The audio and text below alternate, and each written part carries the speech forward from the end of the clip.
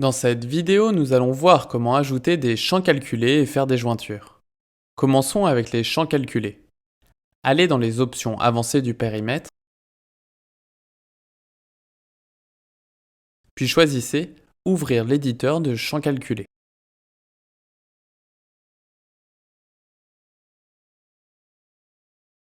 Nommez-le. Indiquez si vous le faites pour une valeur ou une dimension. Renseignez le type de données.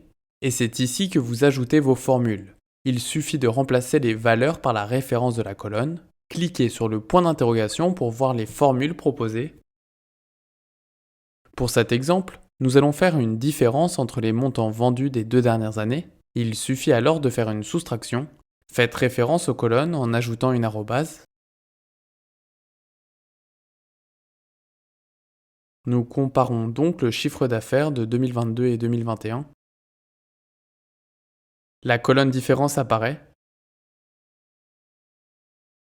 Finalement, nous allons voir comment faire une jointure pour lier deux états.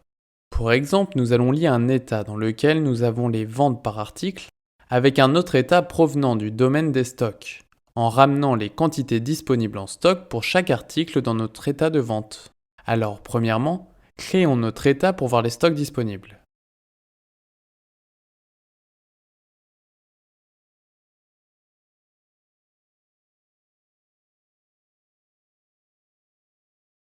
Notez que lorsque vous créez une jointure, il est obligatoire de verrouiller le tableau que vous allez joindre.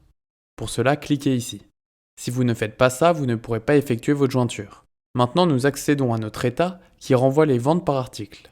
Puis, pour faire la jointure, allez dans les paramètres avancés du périmètre et cliquez sur Associer des données à ma source. Créez un nouveau type d'association. Choisissez le périmètre ou une source externe à Sage comme des informations d'un fichier Excel. Vous voyez que vous pouvez seulement choisir les périmètres qui ont été verrouillés. Choisissons l'état des stocks. Choisissez la source associée. Ce sont les colonnes qui apparaîtront dans cet état et qui appartiennent au périmètre verrouillé. Ajoutez la table des correspondances. Il est indispensable d'avoir un élément en commun pour joindre. C'est bon, nous avons ramené les quantités disponibles en stock pour chaque article dans notre état de vente. Dans cette vidéo, nous avons donc vu comment créer des champs calculés et des jointures entre états.